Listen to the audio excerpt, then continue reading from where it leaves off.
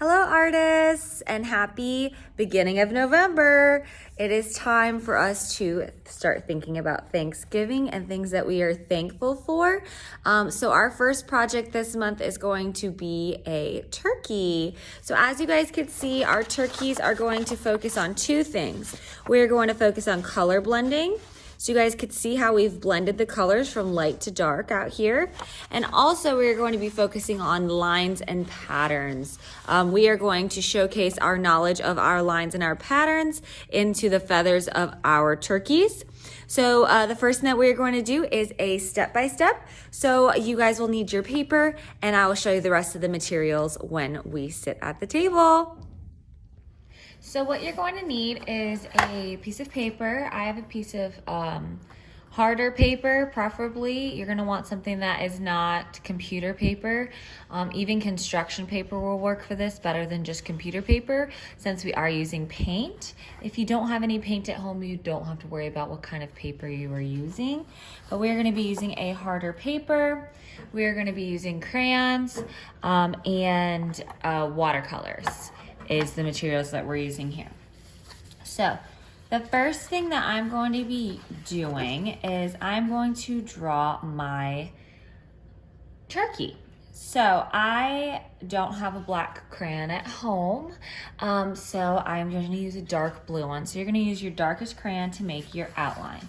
So our turkey that we're going to be making is going to be nice and round. He is a plump old turkey. He has gone around the block a few times and he has gained some pounds. So what we're going to do is we're going to start first. This is step by step, so you guys are going to follow along with me. First, we are going to make a circle in the middle of our paper.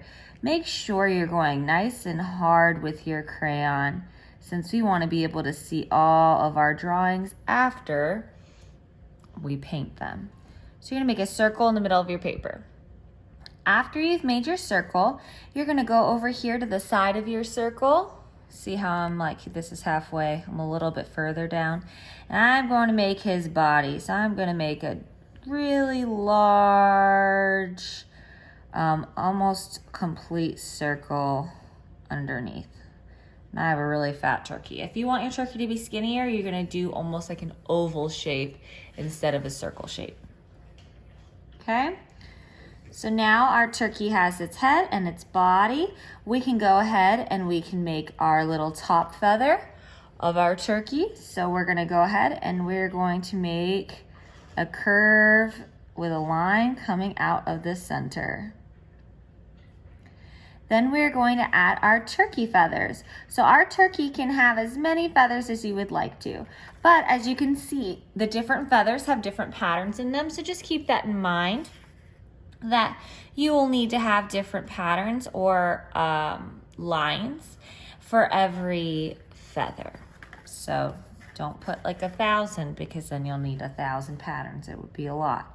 So I'm gonna start from my edge over here, and I'm going to just make my big curvy lines. So I want you to watch me first. I'm gonna go to the edge and I'm going to make a loop. I'm gonna go to the edge, make a loop. Go to the edge, make a loop. You see how I go to my head as well? Make a loop. I'm stopping where I have my turkey because I don't want to go through my drawing that I've already spent time making. And I'm just going to try to make it to where it's even on both sides. So this looks about even on both sides. I have 1, 2, 3, 4, 5, 6, 7, 8 feathers. Now that I have my feathers, my turkey feathers have a line that goes through the middle, so we could tell that they're feathers. So you're going to go ahead and put a line that goes through the middle of all your turkey feathers. Oops. Speedy broke her crayon. It's okay, it happens. All right, now I have a line through all of my turkey feathers. Now I'm going to make my turkey features. My features are the different parts of my face that make my turkey look unique. So I'm gonna go ahead and make my eyes. For my eyes that I'm doing on my turkey, I'm just gonna put 2 dark dots. If you would like to make circles, or if you would like to make different kinds of eyes, you can. I'm just gonna make my eyes like this. Now for my beak looks like a triangle, but my triangle is upside down because we want the pointy side of our beak not to be pointed up, but we want it to be pointed down towards our feet. So I'm going to make a straight line across and then connect them down like so. So go ahead and make your beak. After that, our turkeys, the noise that they make is gobble, gobble, gobble, gobble, gobble. They have something that's called a gobbler that we jokingly call it. It's the skin that is at the bottom underneath our turkey's little chin and beak area. So we're gonna make our gobbler. I'm gonna make my gobbler have 3 loops. So it's almost like a cloud line. So we're gonna go loop, loop, loop. Go ahead and make your gobbler however big you want it.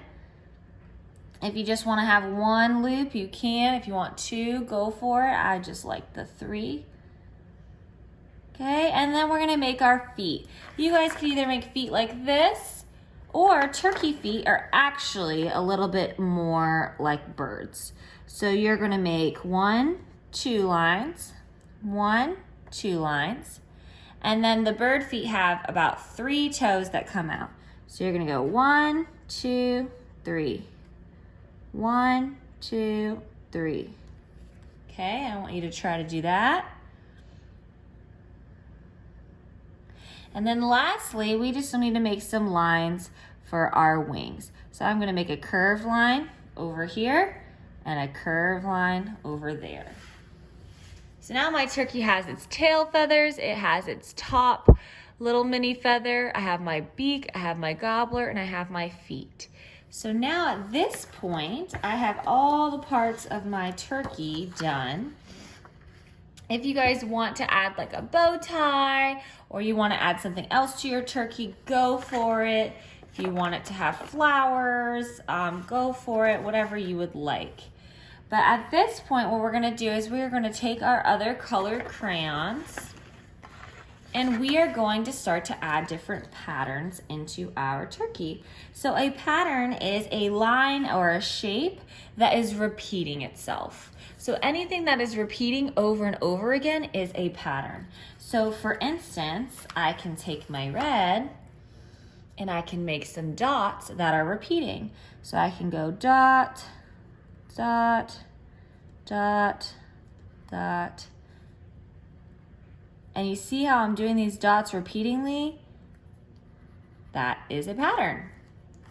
A more complex pattern would be doing different things that alternate.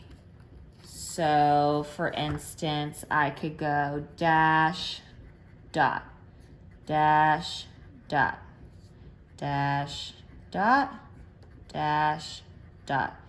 So you see how it's something that is repeating? Okay, and it's alternating, so that's a more complex pattern. But you guys can see here how I'm alternating different colors. I'm doing different patterns and lines into my turkey. And most importantly, when I'm adding these into my turkey feathers, which is the only spot you need to have these patterns, I am going very, very hard with my crayon because I want to be able to see these patterns even after I paint. So make sure whatever your patterns are, you're going nice and hard with your crayon. Okay, so now all of my patterns are done on my turkey feathers. So the last thing that I'm going to do is I'm going to take my red crayon and I'm going to color in with my red crayon and my yellow crayon the things that I don't want the paint to touch. So I'm gonna make sure, again, I'm going very, very hard because the paint is gonna resist where our crayon is. So I'm gonna go really, really hard and I'm gonna color in my gobbler. And I'm gonna color in my top feather. Then I'm gonna take my yellow And I'm gonna color in my beak. Oops, I got some of my blue into my beak. That's okay. My turkey looks a little different anyways. All right, so now we are going to talk about color blending.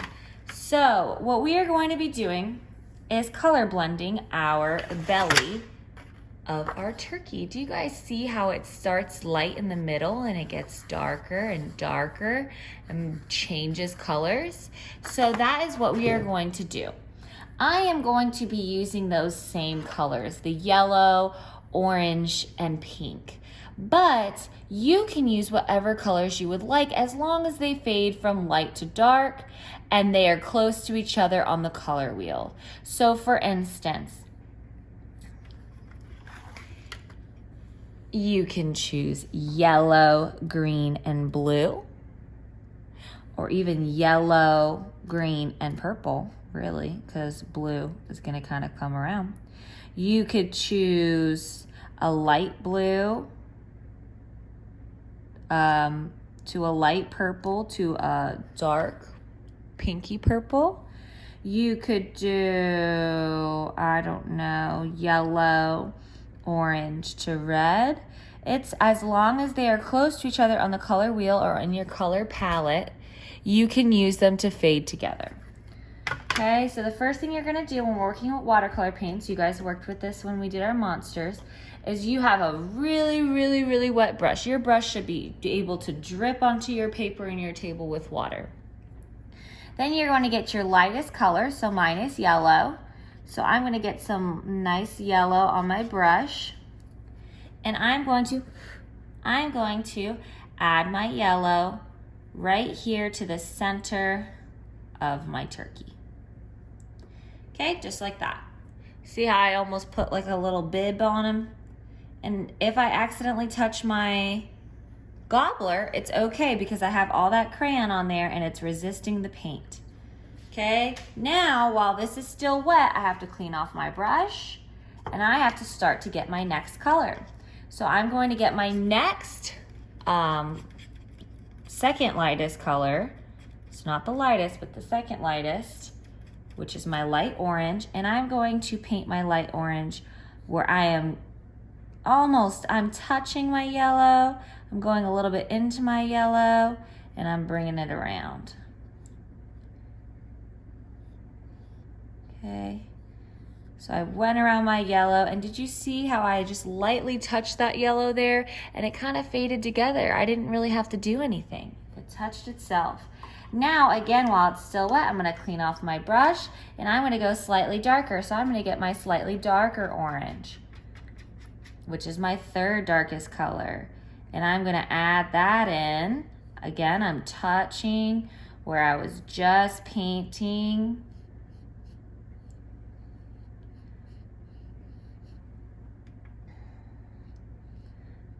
Okay, oops. And what's nice is if you mess up, if you accidentally get some outside of your lines, or if you messed up somewhere, all you have to do is just add a little bit of water and dab it with a paper towel and it'll be cleaned. Okay, so now again, I gotta go kind of quickly because my paper is still wet. I'm going to get my pinky red color. Okay, I'm gonna skip just regular red. I'm gonna get like a pinky red kind of color. And I'm going to add it out here to my dark orange all the way around. And those colors are gonna kind of bleed together. It's gonna look so beautiful.